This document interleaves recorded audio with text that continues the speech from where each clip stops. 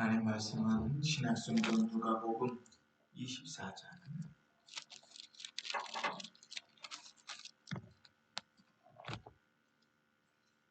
44절 한 절만 봅니다.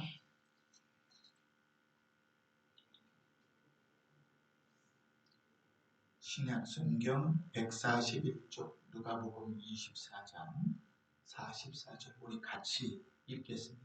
시작.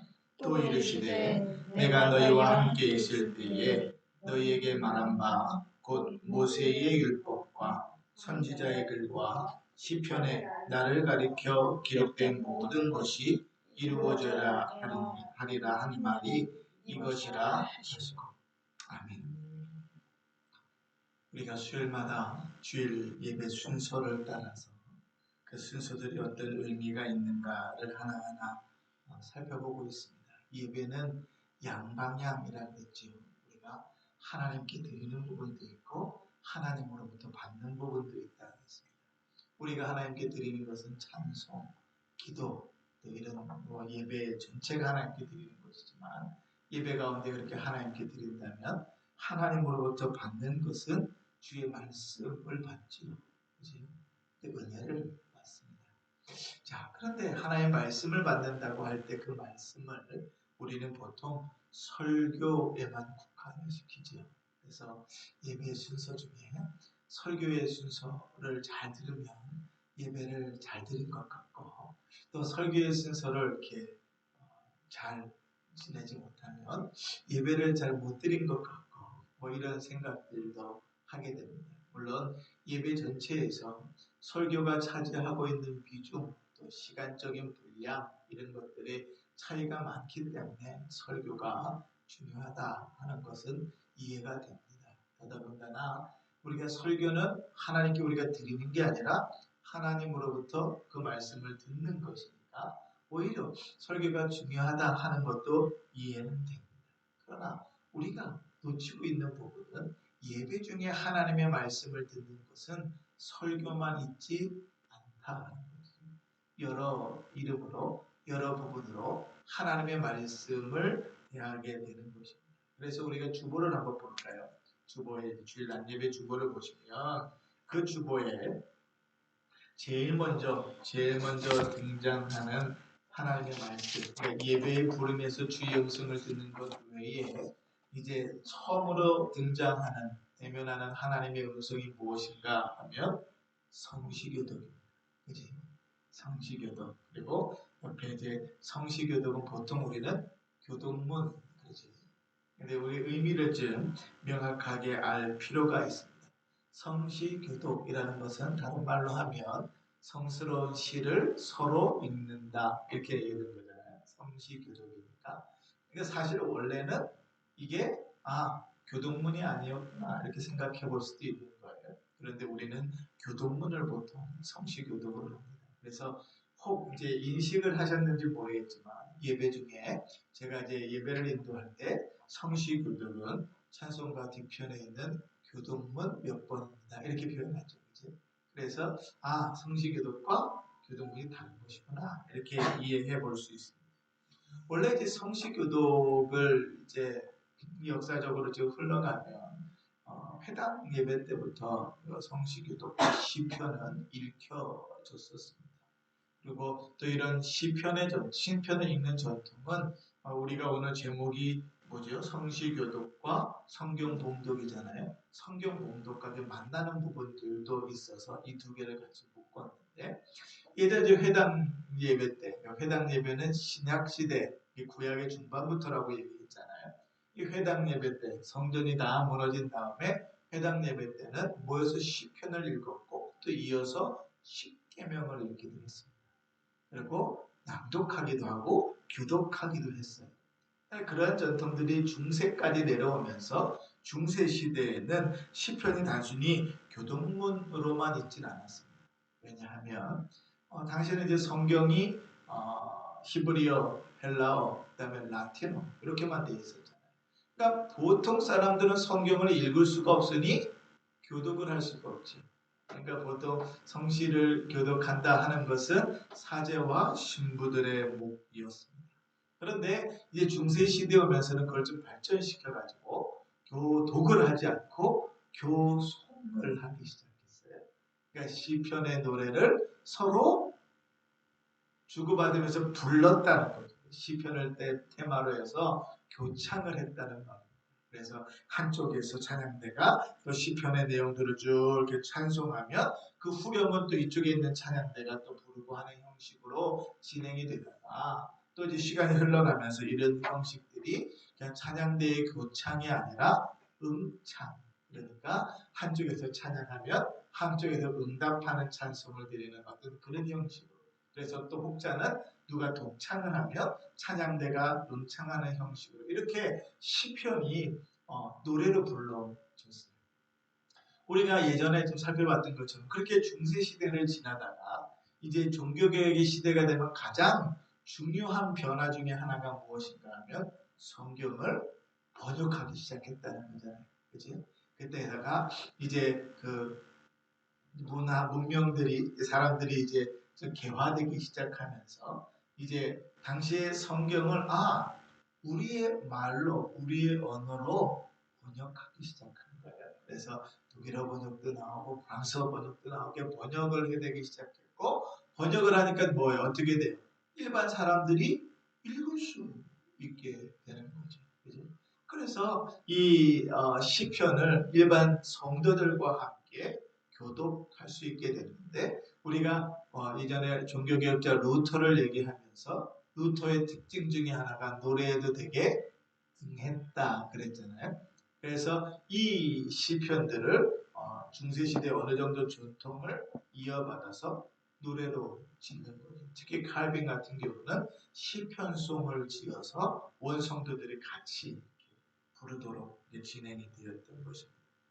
자, 그러면서 그런 이제 내용들이 오늘날에는 교동문이라는 이름으로 대체가 됩니다. 그래서 원래 교동문은 어떻게 시작이 되냐면 1945년도에 합동 측 찬송가 그러니까 찬송가 합동 정권위원회라는 곳에서 합동 측 찬송가를 만들었는데 그 찬송가 맨 뒤편에 교동문이라는 것을 만들어서 이제 붙였어요. 그게 이제 전통이 돼가지고 우리가 예전에 얘기했던 대로 통일 찬송가, 21세기 찬송가 이렇게 모든 교단이 함께 찬송가를 통일해서 쓰게 된 때에도 역시 찬송가 뒤에는 교동문이 붙기 시작한 거죠.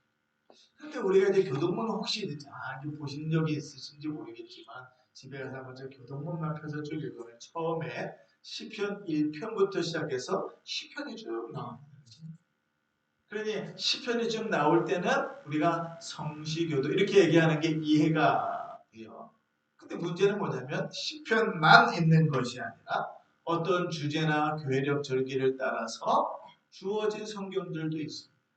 예를 들면 이런 거죠. 성찬식, 새해, 송구영신, 어린이주일, 어버이주일, 무슨 광복절, 이런 국가기념일, 이런 것들.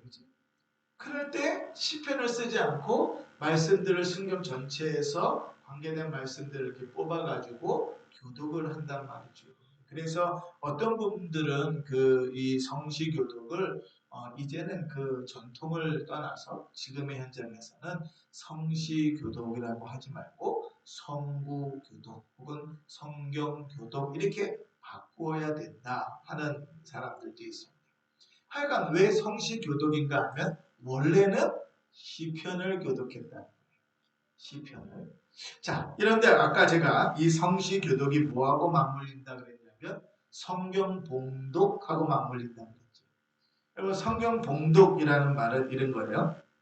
성경 봉독이라는 말은 한문으로 보면 받들다 봉 읽을 독이에요. 그래서 성경 봉독이라는 것은 공경하는 마음으로 받들어 읽는다. 그 왜 성경을 봉독, 받들어 읽을까? 공경하는 마음을 읽을까? 하면 성경은 우리가 보통 뭐라 그러죠? 하나님의 말씀이라는 거죠. 하나님의 말씀. 그러니까 성경이 하나님의 말씀이니 하나님의 말씀을 받들어 읽는 것이다. 우리가 어른들을 할 때 말한다라고 말씀하신다 이렇게 표현하잖아요. 그치? 어른들을 향한 공경의 경칭을 쓰는 거죠. 경어를 쓰는 거죠. 마찬가지로 성경을 하나님의 말씀이라고 했을 때 성경을 봉독한다 이렇게 표현하게 되는 거죠. 그래서 이 성경 봉독은 원래는 단순히 우리는 이제 주보에 보면 성경 봉독하고 구절에 있는 것이 뭐에 대한 성경 말씀이냐면 설교 본문이 성경 봉독이죠. 그죠? 그래서 사람들이 생각하기를 성경 봉독은 설교 본문이구나 이렇게 착각할 수가 있는데 원래 교회 역사에서는 구약 시대부터 성경 봉독은 그렇지 않아요. 이제 우리가 이제 프로젝트 같은 게 없어가지고 이걸 비교해서 볼 수가 없지만 교회의 역사를 보면 이미 옛날 이제 이 구약 시대의 성도들은 하나님의 말씀 토라를 읽었죠. 그래서 하나님의 말씀을 읽으면 이스라엘 백성들이 아멘, 아멘 했단 말이에요. 하나님의 말씀을 읽고 특히 토라라는 것은 모세오경이잖아요. 창세기, 출애굽기, 레위기, 민수기, 신명. 그 말씀을 읽으면 아멘 하고 온 회중이 성도들이 화답했단 말이에요. 그렇게 성경을 읽었어요. 그런데 토라만 읽었느냐? 그렇지 않고 신약 성경에 자주 등장하는 말이 뭐냐면 모세의 율법과 선지자의 글과 이 선지자의 글은 뭐죠? 선지서들이죠. 우리가 너무나 잘 아는 이사야, 예레미야가 호세야, 아모스 이런 성경들 다 그리고 또 하나 시편 오늘 우리가 읽은 본문의 글이잖아요. 모세의 율법과 선지자의 글과 시편에 그러니까 이제 이게 다 통틀어서 뭘 얘기하는 거예요? 구약 성경을 그러니까 구약 시대 때는요. 뭐 특히 율법을 특히 읽었고 시간이 흘러오면서 율법뿐만 아니라 선지자들의 글들도 읽었고 시편도 특히 예배드리러 제사드리러 올라갈 때는 시편을 암송하면서 읽기도 했어요. 그죠? 그러다가 이제 성전이 다 무너졌어요. 신약 시대로 넘어오면 어떻게 되죠? 그 전체를 다 읽게 됩니다. 그래서 이제 신약 시대의 회당으로 넘어오면 구약 성경 하나 읽고 신약 성경 하나 읽고 또 시편도 읽고 그리고 설교할 본문은 또 읽고 이렇게 되는 거죠. 그래서 교회 예전의 역사들을 보면 구약 성경 읽고 신약 성경 읽고 시편을 읽고 혹은 그 사이에 십계명을 읽기도 하고 이런 부분들이 들어. 여러분 우리 교회는 이제 가정 예배를 드릴 때 원로 목사님이 만들어진 폼을 그대로 쓰는데 원로 목사님이 만드셨던 가정 예배 폼에 보면 이제 성경 본문을 읽고 이제 설교를 해야 되잖아요. 보통은 이제 그 성경 본문을 따라서 뭐 담임 목사가 설교문을 좀 만들어서 주면 가장들이 그 설교문을 가지고 이제 설교를 하거나 읽거나 하는 형식을 취하기도 하는데 우리 교회는 어떻게 돼 있죠? 성경 본문을 읽고 그 밑에 뭐라고 써 있어요? 인도자가 십계명을 읽는 것도 좋은 줄 안다. 이렇게 돼 있죠, 그렇죠? 그러니까 십계명을 읽는 것, 그것은 교회의 전통적인 역사. 구약 성경을 읽고 십계명을 같이 이어서 읽기도 했어요. 여러분 느헤미야서에 보면 이제 느헤미야 선지자가 이제 선지자를 중심으로 성벽이 다 재건이 되잖아요. 그 전에 수르바벨 왕으로부터 1차 귀환을 하고 성전을 짓기 시작하다가 멈춰섰다가 다시 이제 우리가 너무나 잘 아는 학계 선지자 이런 분들을 통해서 다시 성전이 되어서 완공이 됐지만 성전만 덩그러니 있고 예루살렘 주변에 성벽이 없었죠. 근데 이제 2차, 3차로 들어오는 느헤미야, 에스라 이런 사람들을 통해서 성벽을 다 준공하잖아요. 그래서 성벽과 성전이 세워져 있는 예루살렘의 모습을 갖춰간 다음에 이제 학사 에스라가 사람들을 모으죠. 아니 정확한 표현대로 하면 사람들이 에스라와 느헤미야를 찾아와서 하나님의 말씀을 들려주기를 구하죠. 그때 이제 에스라가 나무로 강대상을 만들어서 딱 이렇게 올라가가지고 하나님의 율법책을 펴매 이렇게 되죠. 두루마리의 율법책을 딱 피니까 온 이스라엘 백성들이 어떻게 했다는 거예요? 다 일어서가지고 하나님의 말씀을 들었다 이렇게 되죠. 아멘, 아멘하고 그 말씀을 듣죠. 쭉 말씀을 낭독하고 나면 그 중간중간에 있는 레위인들이 그 말씀이 무슨 말씀인지 해설해줬죠. 다른 말로 하면 설교해준 거죠. 그러니까 그 말씀들을 듣고 또 그 설교의 말씀들을 듣고 깨달아 그들이 울며 회개하는 역사들이 일어나죠. 그러니까 이스라엘 백성들의 전통 가운데 우리처럼 설교할 본문만을 봉독하고 읽는 것 거기에 머무르지 않고 교회의 예배의 역사에는 구약 성경도 읽고 신약 성경도 읽고 시편도 읽는 순서들이 있었어요. 17세기에 만들어진 웨스트민스터 이제 신앙고백서, 우리가 보통 장로교회의 신앙고백이라고 이야기합니다. 전 세계 장로교회가 웨스트민스터 신앙고백서를 교회의 제1 규준으로 받는다 이렇게 표현하거든요. 그런데 이 웨스트민스터 신앙고백서를 만든 이들이 예배 모범을 만들었어요. 그 신앙고백에 따라서 예배는 이렇게 드려야 된다라고 이제 예배 모범을 만들었는데 그 예배 모범에 이렇게 되어져 있습니다. 통상적으로 예배 때마다 신약과 구약을 한 장씩 읽는 것이 좋으며 내용상 연결이 필요할 때는 더 읽을 수도 있다. 성경은 반드시 순서대로 읽고 일반적으로 이번 주일에 성경 봉독이 끝나면 다음 주일에 계속 읽어가는 형식을 취한다. 이렇게 되어 있습니다. 무슨 말인가 하면 이런 거예요. 자, 오늘은 이제 창세기 1장과 마태복음 1장을 읽겠습니다. 그리고 이제 창세기 1장을 쭉 읽지, 봉독하지. 그러고 나서 신약성경 마태복음 1장을 봉독해요. 그리고 이 예배 순서가 계속 진행됩니다. 다음 주가 되면 지난주 1장 읽었잖아요. 이번 주는 창세기 2장과 마태복음 2장을 읽겠습니다. 이게 진행. 그렇게 성도들이 하나님의 말씀을 친근히 하도록 그 말씀을 읽는 일들에 힘쓰도록 또 하나님의 음성을 듣는 일들에 친숙해지도록 교회가 예배 가운데 계속 그런 순서들이 있었어요. 유대인들도 회당에서 계속 율법과 선지자의 글을 읽도록 했죠.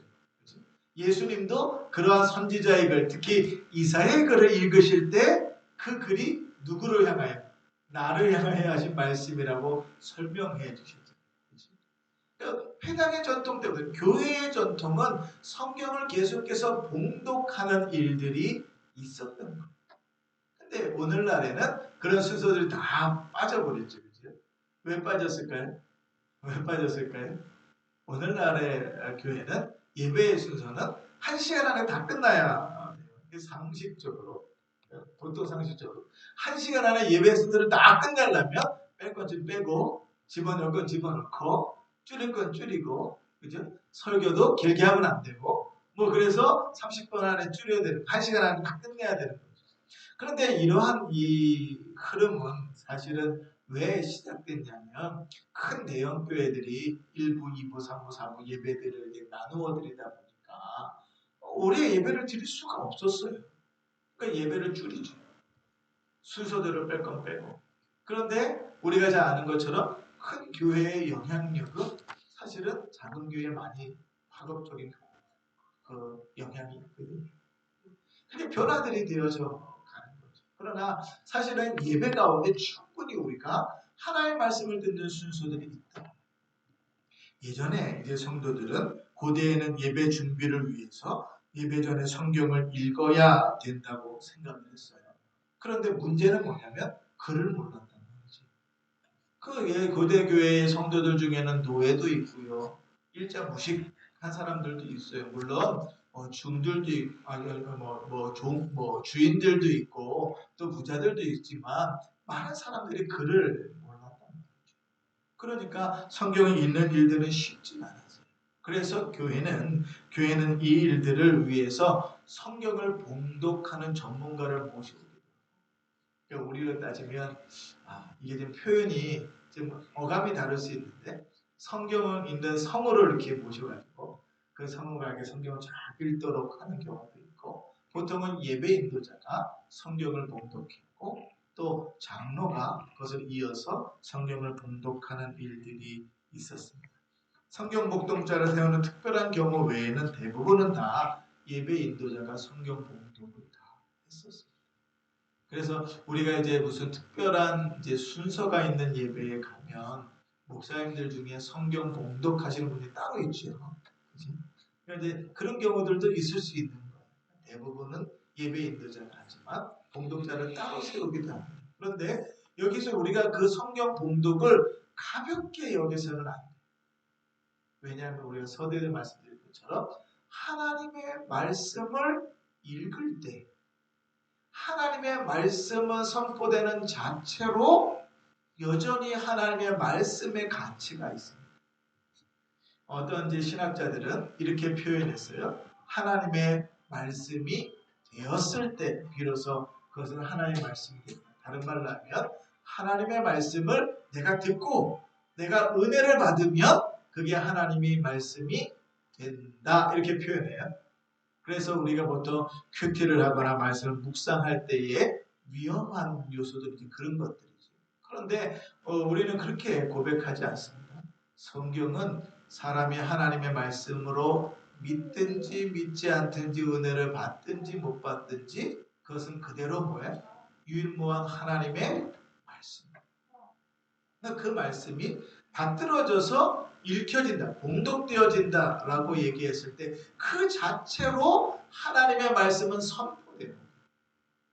여러분 한번 생각해 보세요. 구약시대나 신약시대도 마찬가지지만 하나님께서 직접 음성으로 들려주실 때가 있었잖아요. 어쩌면 우리는 그것을 되게 부러워하는지 몰라요. 그런데 거기에 두 가지 착각이 있습니다. 첫 번째는 뭔가 하면 하나님이 늘 말씀해 주셨는가 하는 거예요. 그렇지 않아요. 그지? 하나님 늘 말씀하지 않으셨습니다. 구약시대에는 어떻게 했죠? 하나님께서 나타나셔서 말씀해 주실 때도 있지만 특정한 사람에게 말씀해 주시기도 하고 그 말씀들을 어떻게 그 말씀을 대언하는 자를 통하여 전하여 줬다고요.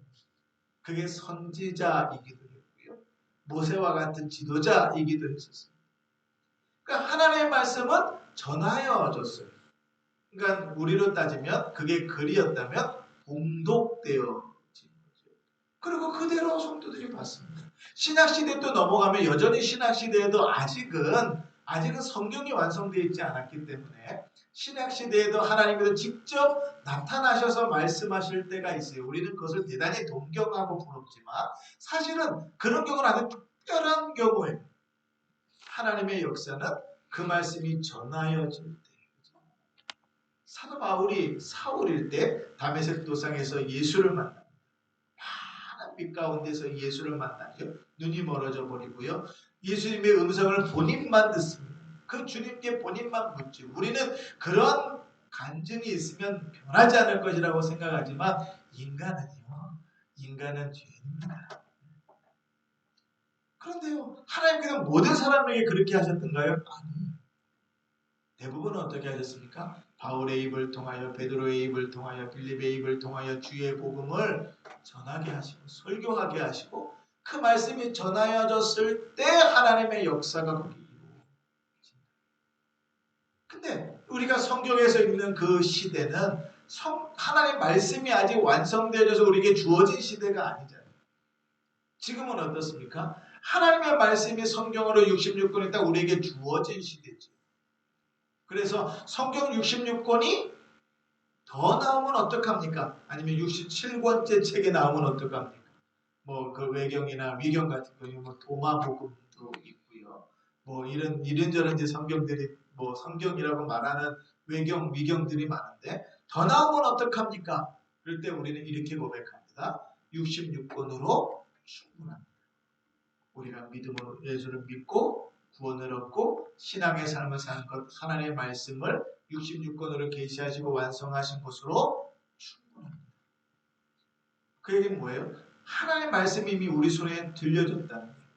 옛날의 이야기로만 있지 않고 그 말씀이 오늘 살아서 역사하시는 나에게 하시는 하나님의 말씀으로 여전히 존재한다는 거죠.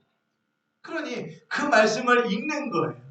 태초에 하나님이 천지를 창조하시니라 라고 읽을 때 그 말씀 자체가 나에게 감동이 되고 막 위로가 되고 소망이 되지 아니한다 할지라도 하나님의 말씀이 그러니까 성경 봉독은 대단히 중요한 위치를 갖습니다. 그래서 우리 주보에는 이제 없지만 구약 봉독, 신약 봉독 이렇게 들어갈 수 있는 거죠. 그리고 나서 이제 성경 봉독, 우리 시기에 이제 성경 봉독을 보면 그 중에서 이제 특별히 말씀을 설교할 내용을 가지고 이제 성경을 읽고 그 말씀을 중심으로 설교를 하게 되는 것입니다. 자, 그러고 보니까 우리 주보뿐만 아니라 교회의 역사에서 보면 하나님의 말씀이 우리에게 주어지는 순간들이 참 많죠. 성시교도, 구약봉독, 신약봉독, 혹은 시편교도, 그 다음에 설교 본문, 설교, 들려지는 말씀들이 되게 많다. 우리는 늘 예배 중에 어디에만 포커스를 맞추고 있어요? 설교에만 포커스를 맞추고 있잖아요. 그죠? 그런데 사실은 하나님의 은혜는 하나님의 말씀은 설교뿐만 아니라 다른 방법들, 순서들을 통해서도 계속 하나님 우리에게 말씀하는 것이에요. 그래서 그 말씀들은 늘 우리가 하나님 앞에 예배할 때 예배 한순간도 소홀하지 않도록 만들고 그 말씀 속에서 우리는 언제 하나님의 은혜를 입고 언제 주의 확신 가운데 나아갈 수 있을지 아무도 모르는 거예요. 그러나 예배는 올려지는 것과 하나님의 음성을 듣는 것들이 계속 교차적으로 반복되어지는 것입니다. 이제 다음 주부터는 좀 몇 시간에 걸쳐서 설교에 대해서 좀 다룰 거예요. 그래서 설교의 역사들도 좀 보고 또 어떤 내용들이 설교되어야 되는지 또 설교를 듣는 자의 자세가 어때야 되는지 그런 내용들을 좀 살펴보면서 말씀들을 나누고 그 다음에 이제 복원, 광고 이렇게 몇 가지 순서들을 더하면 이제 예배 순서들은 좀 맞춰질 것 같습니다. 자, 말씀을 좀 정리해 봅시다. 하나님의 말씀을 들을 때 하나님의 음성을 듣는 자의 자세와 믿음을 가지려고 해야 됩니다. 하나님의 말씀을 단순히 설교에만 국한시키는 것이 아니라 성경을 교독하거나 성경을 봉독하는 일들을 통해서도 역시 하나님의 음성을 들을 수 있다 하는 것을 꼭 기억하면 좋겠습니다.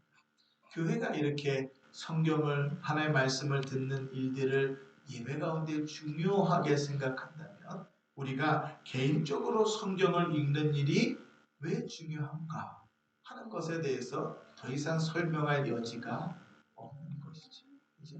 개인적으로 성경을 읽고 주의 음성을 듣는 일들은 대단히 중요한 일입니다. 제가 월요일날 오랜만에 저희 이제 학부 동기들 모여가지고 모이는 독서하는 모임이 있어서 그때 가서 이제 이야기를 하는데 어떤 목사님 한 분이 대화 가운데 이런 얘기를 하더라고요. 목사가 하나님 앞에서 치열하게 기도하고 치열하게 설교하고 치열하게 살아갈 때 비로소 그 가운데서 우리의 정체성과 또 하나님께서 우리를 어떻게 쓰시는 일들에 대해서 후회하지 않습니다. 이렇게 말하더라고요. 근데 제가 그 대목에서 참 도전도 되고 위로도 됐어요. 그러니까 이제 목사의 위로가 성도의 숫자가 늘어나거나 교회의 사이즈가 커가거나 재정이 풍부해지거나 혹은 좋은 차를 타거나 좋은 집에 살거나 이런 어떤 세상적인 것에 머물러 있지 않고 목사의 위로가 시원하게 기도하고 시원하게 성경을 읽으면서 그 속에서 하나님을 만나고 하나님 앞에 서는 것 그것이 위로일 때 그것이 위로일 때 왜 하나님께서 그 목회자를 그 교회를 기뻐하지 않겠어요? 그 성도들이 주어진 삶 속에서 시원하게 성경을 읽고 시원하게 기도하면서 주어진 삶들을 살아가는 일들이 쉽지는 않을 거예요. 그러나 왜 하나님께서 그걸 기뻐하지 않으시겠어요? 하나님께서 기뻐하신들 왜 하나님이 주인의 즐거움에 우리를 참여하지 않게 하시겠어요? 그렇지? 주인의 기쁨에 우리를 함께 참여하게 하실 거란 말이죠. 그러니 우리가 개인적으로든 또 예배 가운데서든 하나님의 음성을 듣는 일들, 성경을 봉독하고 또 교독하고 하는 일들 속에서 하나님의 음성을 듣는 일들에 더 관심을 가지고 또 주의를 기울여서 그 시간들을 임하면 좋겠고 그 순간순간들을 통해서 말씀하시는 하나님을 만나고 역사하시는 그 하나님 앞에 믿음으로 설 수 있는 복된 은혜가 있기를 바랍니다. 그래서 우리가 드려지는 예배 속에서 성경을 읽고 듣는 그 순간이 복되이 예배 잠깐 순간에 행복할 수 있는 그런 복된 성도들, 복된 평중한 교회가 되기를 주의 이름으로 축원합니다. 아멘.